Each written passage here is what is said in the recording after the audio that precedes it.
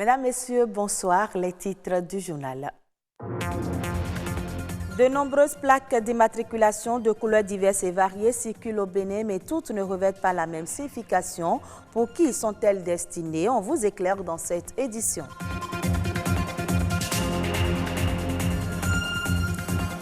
La conservation des mémoires de fin d'année continue de faire polémique. Entre archiver les mémoires des étudiants en ligne et conserver les supports de données en papier, le débat reste entier. Et pour prendre soin de sa peau noire sans l'agresser, le choix des produits de beauté est essentiel. Tous les produits ne sont pas adaptés pour la peau noire. Un salon de la beauté et de l'esthétique a été organisé à cet effet.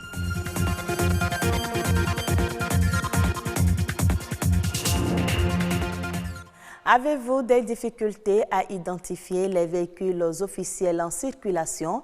Vous n'êtes certainement pas le seul. Il est aujourd'hui aisé de voir des véhicules de plaques bleues, rouges, vertes sans pouvoir convenablement les différencier. Quel sens revêt donc les différentes plaques d'immatriculation en République du Bénin?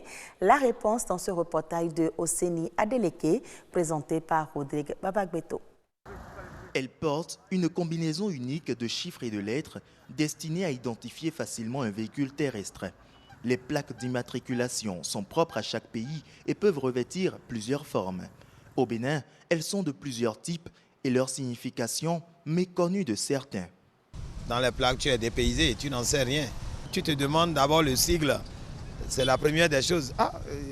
UN, ça veut dire quoi maintenant là? Sans vous mentir, j'ai tellement de difficultés pour connaître les plaques, parce que je vois des plaques rouges, roses, bleues, je ne sais pas ce que ça signifie même. Même on dit que pour les plaques bleues, c'est pour l'administration ou bien c'est pour les rocades.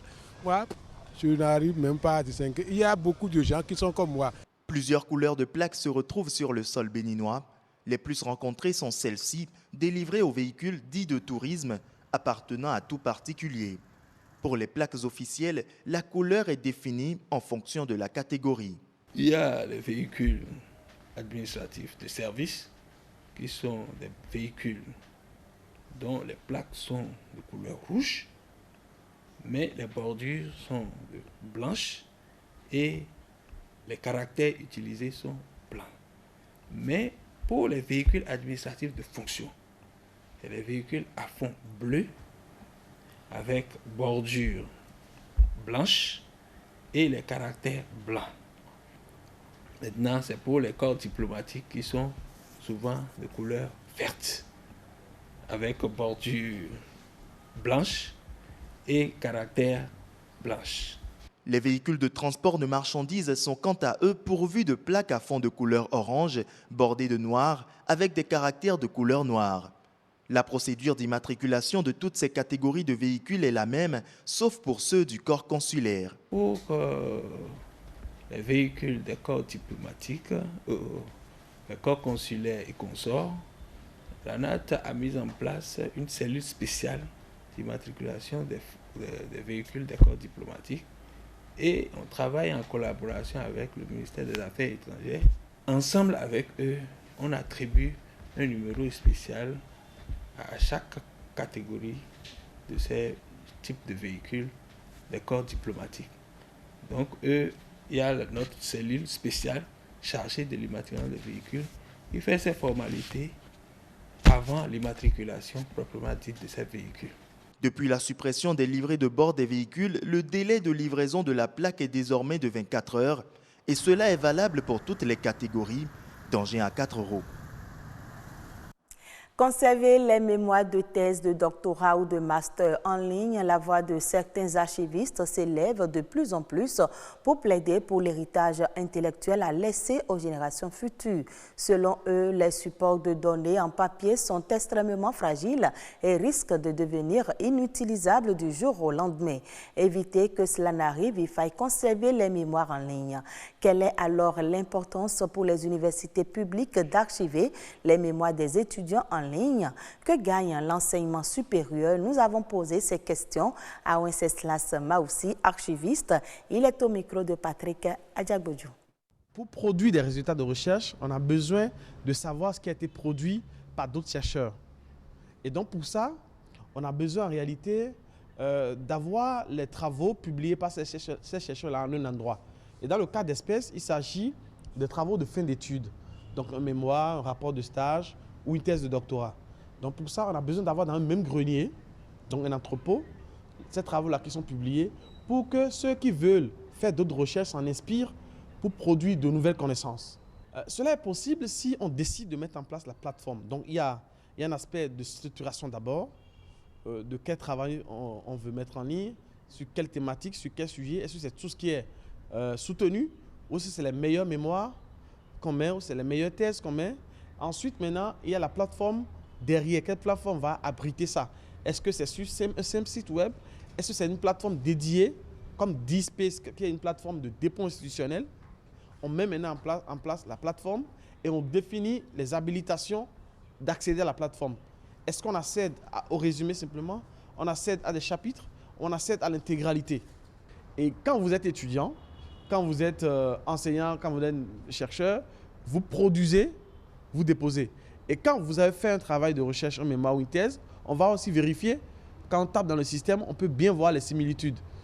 Et l'université est d'autant plus preneuse parce que ces genres de plateformes découragent ce qu'on appelle l'escroquerie intellectuelle. Ils vont décourager les pratiques plagiaires.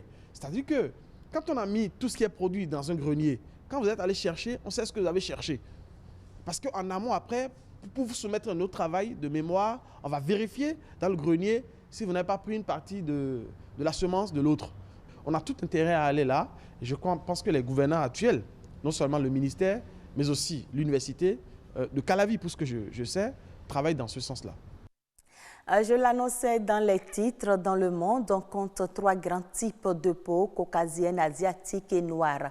Chacune d'elles a des spécificités qu'il est important de bien connaître pour mieux en prendre soin. Un salon de la beauté et de l'esthétique a été organisé autour du thème « Quelle cosmétique pour la peau noire ?»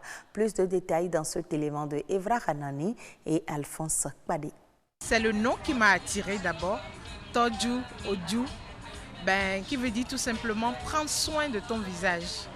Prendre soin de son corps est un plaisir égoïste dont on aime se délecter.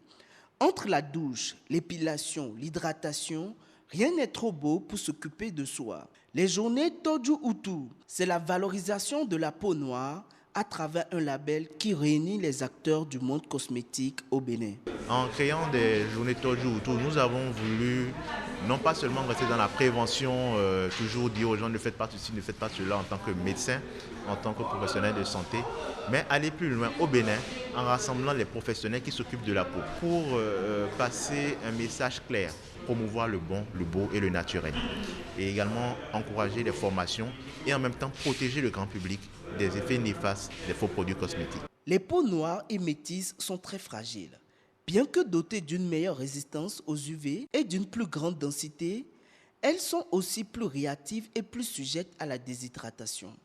Rarement utilisatrices de soins anti-âge à outrance, les femmes noires parviennent à arborer une peau ferme à un âge avancé. Les éminents spécialistes qui sont passés nous ont parlé de la mélanine, qui est un pigment qui est fabriqué par la peau. Eh bien, le beurre de karité est particulièrement adapté à la qualité de la peau noire parce que ça a plusieurs vertus.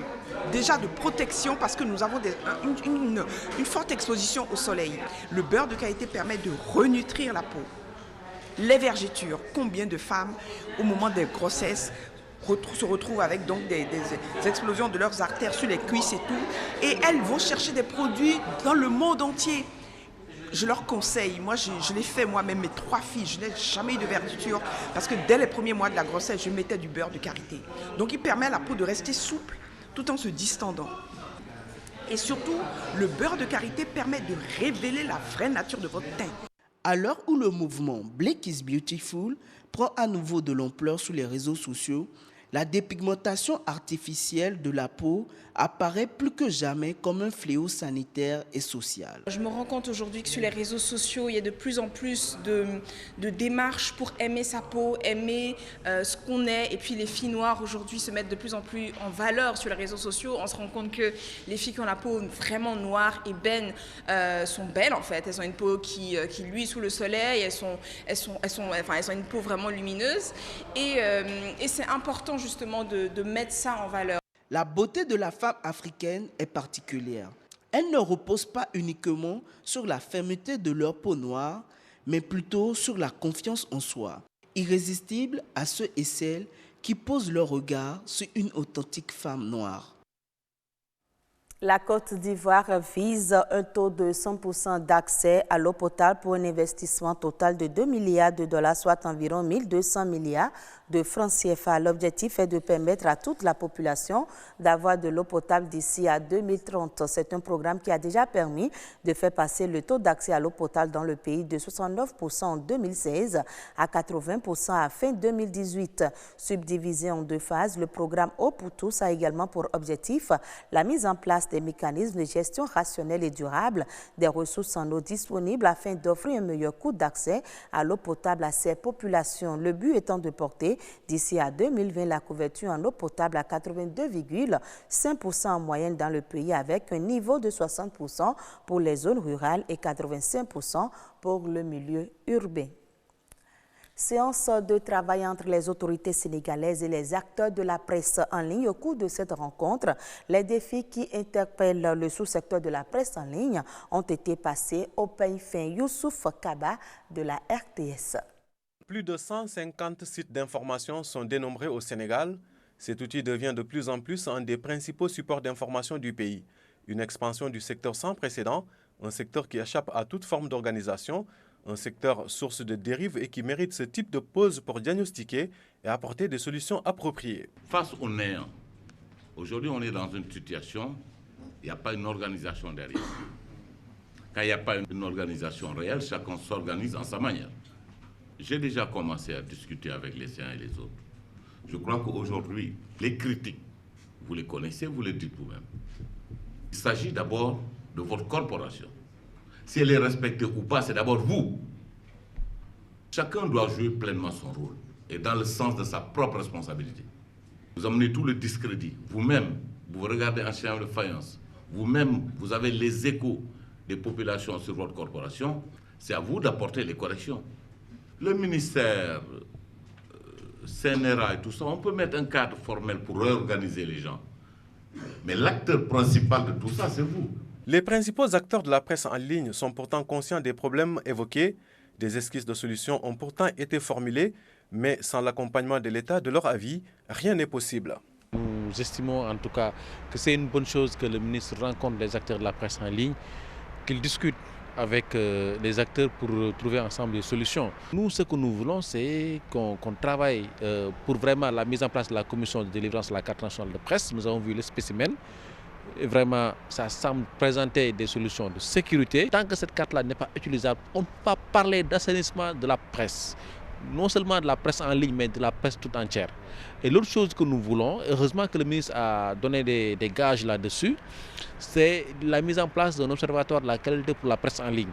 Et ça va régler 80% des problèmes de la presse. S'il y a un défaut de législation et d'encadrement de la presse en ligne, c'est parce qu'il n'y a aucune structure qui est en mesure de réguler cette presse-là.